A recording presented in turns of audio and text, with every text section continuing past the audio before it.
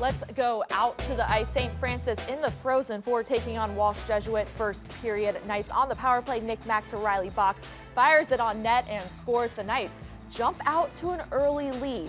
After a 5-minute major called on the Warriors, the Knights back on the power play. Backhanded pass to Box.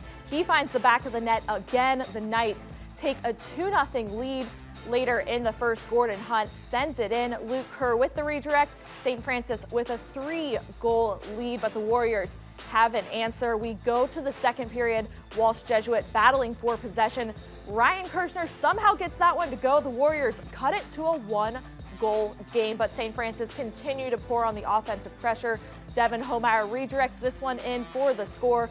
Riley Box finishes with a hat trick as the Knights get the 7-2 win, advancing to tomorrow's state championship game against Lakewood St. Edwards.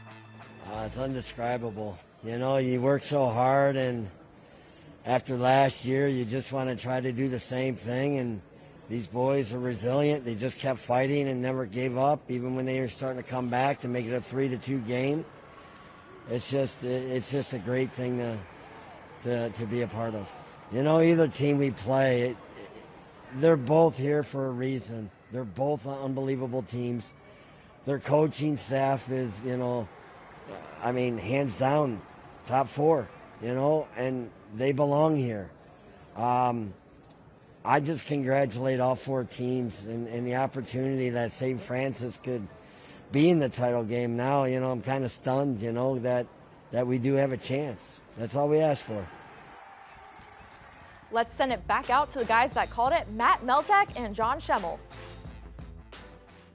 All right, thank you. John, when you look at this game, a 7-2 score tells you, boy, St. Francis really dominated this game. And it really was the first period that set the tone for the St. Francis Knights. Yeah, they were able to get 3 of those goals early in that first period of play. And the person that came up was Riley Box right out in front, able to get that the first 2 goals of this contest, really starting to set things off for the St. Francis team in this contest. And they were able to get the offensive explosion. Not so much even strength goals, although they did dominate a lot of that play. But it was special teams that really got it done today. Yeah, all night long. Again, 5 goals of those 7 came off the specialty teams. Again, 2 of those on penalty shots was absolutely crucial in that wild, crazy second period of play. Yeah, it really was. But the power play was 3 for 3 in the game. That set the tone for them, especially in the first period, because 2 of those power play goals came in the opening period. You know, Riley Box was able to pick up those two goals early on. Luke Kerr was able to chip in with a goal. Again, the depth. We talked about the depth that we have with St. Francis here, and it really showed through, which is going to be a huge key tomorrow. Whoever they face after this afternoon's matchup, it's going to be a huge key for tomorrow's game. Yeah, you look at a guy like Nick Mack, 4 assists in the game. Didn't factor into the scoring on the score sheet for goals, but he was there setting up those goals. That ability for St. Francis to get offense from all different spots.